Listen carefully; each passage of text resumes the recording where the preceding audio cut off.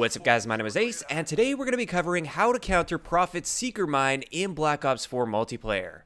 This is by far one of the most annoying pieces of equipment currently in the game. It can be very difficult to counter if you don't really understand how it works, as well as the counters that I'm going to be sharing today. And I've been finding lately it's been leading to a lot of my deaths, which really pushed me to want to make a video like this because I personally wanted to find out how to counter this most effectively. So today we're going to be going over exactly how this Seeker Mine works, as well as the most effective ways to counter it in-game. So first up, let's go over the timings with the Seeker.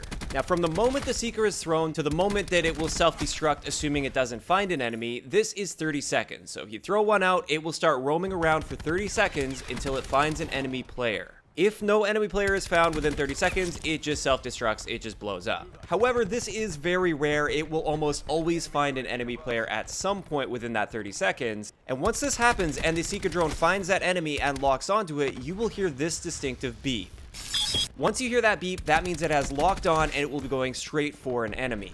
Now, once it shocks the enemy player, it will actually hold them in place for 6 full seconds, assuming they miss the action where they have to hit a button, and it will allow them to pull out the lead and therefore stop the shocking event. So this actually holds you in place for a very long time in Call of Duty terms. 6 seconds can feel like a lifetime if you're just standing there essentially helpless. Now, while you're being shocked, it actually has several effects on you. First up, it disables your ability to do anything except fire your gun, as well as very slowly move your aim. So you can't switch weapons, you can't reload, you can't change stances, so you can't go prone as you're being shocked. You will be held completely in place. In addition to that, it also increases your hipfire spread to the absolute maximum value depending on the stance that you're currently in. So if you're standing, your hipfire spread will increase extremely wide. Even with SMGs, it's quite a wide hipfire spread.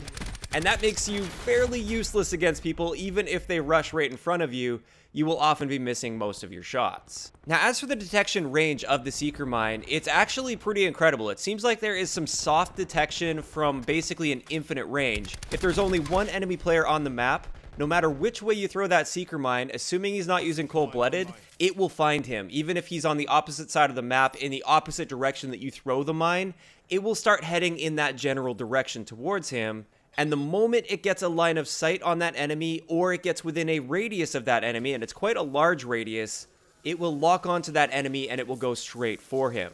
You can even see here on payload, I backed off all the way up to about 70 meters away from the enemy. And since that Seeker Mine had a direct line of sight, even at approximately 70 meters, it locked on almost immediately and it went straight for that enemy player. So hopefully this part helped you understand how the Seeker actually works. It is extremely deadly when it comes to detection. It will find you and it will come after you if you're not using the Cold-Blooded perk. So now let's start moving on to the counters. And the first one I already kind of mentioned there is the Cold-Blooded perk. What Cold-Blooded does is it makes you essentially invisible to the Seeker unless it gets within approximately 5 meters of you, which is a really short range. It's quite easy to simply run away from a Seeker if you have Cold-Blooded. Just stay away from the path that it's currently traveling in, and it won't come after you as long as it doesn't get within 5 meters of you. So that is a somewhat effective counter. If you are using Cold-Blooded, just keep that in mind. It won't bother with you as long as you stay away from it. Like I said, if you don't have Cold-Blooded, you can try running away from it all you want. It will eventually find a way to get to you. Now, the next counter is something I also briefly touched on at the beginning of the video. This is simply hitting the action button that it prompts you for. It's square on PS4. I'm not too sure on the other platforms, but you will see the prompt pop up. Hit that button the moment it starts shocking you.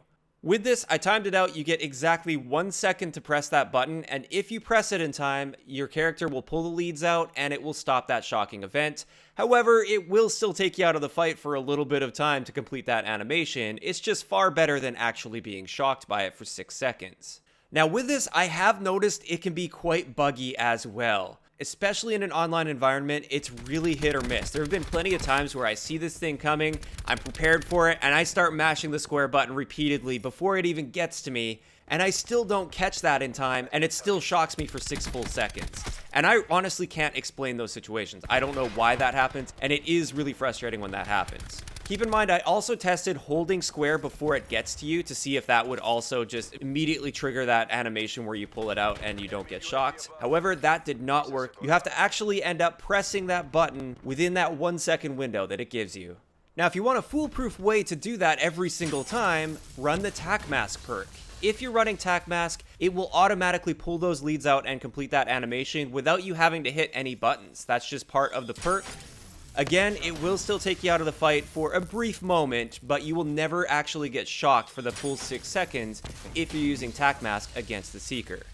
Now after that, I tested a bunch of different things that I thought potentially could counter the Seeker. The first one was the trophy system. Turns out the Seeker will drive right through a trophy system. It has no effect on it whatsoever, so trophy is out. Firebreak's reactor core, if you happen to have that active, I thought maybe that would destroy it if it came within the radius of the reactor core, and nope, that doesn't work at all. It will actually hit you and it will stop your reactor core dead in its tracks and then just shock you and you'll be standing there completely helpless, which is kind of frustrating.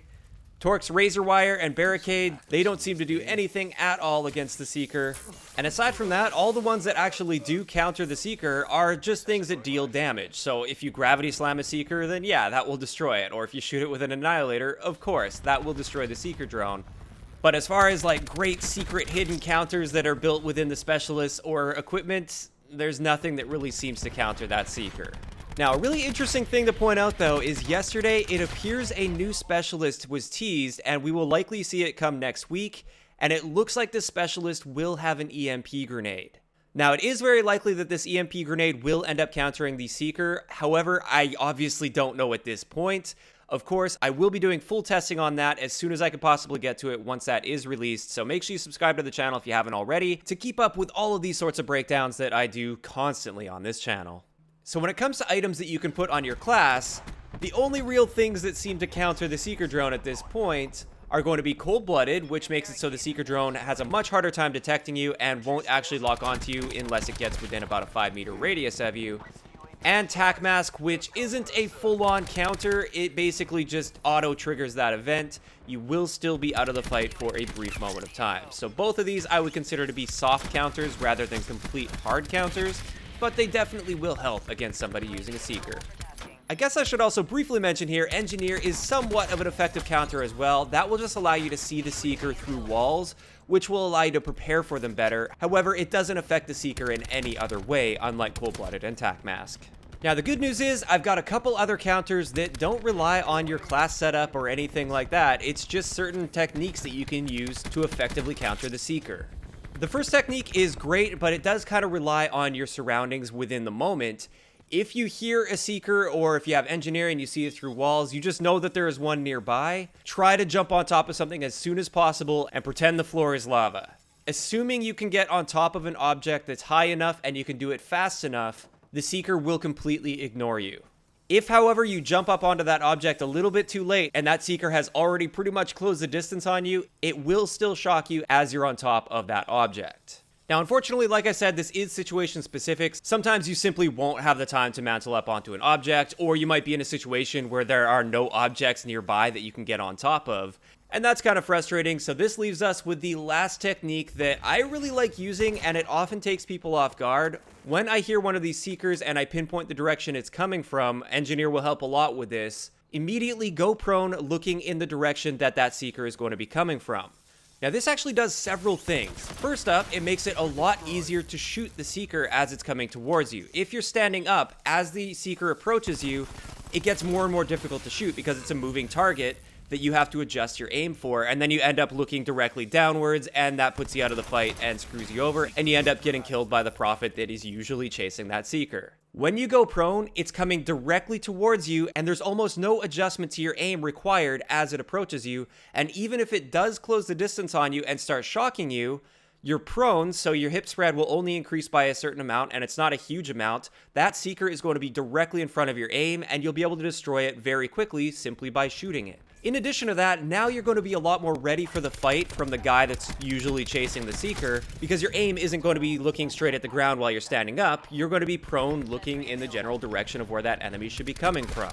And the final thing that I like about this, even if you do end up getting shocked while you're prone here, is the enemy player almost never expects this. They're usually going for headshots, and 9 times out of 10 when they shock somebody with the Seeker, they're going to be standing up, so that's the height they're going to be looking. They're going to be looking for an enemy standing up, and they're going to be looking specifically for the head of that player. When you're prone, I found that this really throws them off in a lot of situations. It takes them quite a long time to realize, oh crap, that guy's prone, and by the time they realize that, hopefully you would have destroyed that Seeker and you'll already be shooting that enemy. Now the nice thing about this counter is it's really versatile. All you need to know is the direction that Seeker is coming from, and you have to have a little bit of time to be able to turn that way and go prone.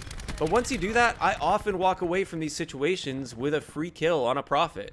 And with that, that's going to wrap it up for my most effective counters to Prophet Seeker. Of course, if you guys have any other counters to this that I missed in the video or didn't mention, let me know in the comment section down below. Also, if you guys have missed any of the previous how to counter videos, I will leave a link to a playlist in the description below. I've already covered how to counter Ajax's shield or Nomad's dog, as well as the strike team members once they're on the ground. If you enjoyed the video, a like rating is always appreciated, and don't forget to subscribe for more if you haven't already. I'll talk to you guys next time.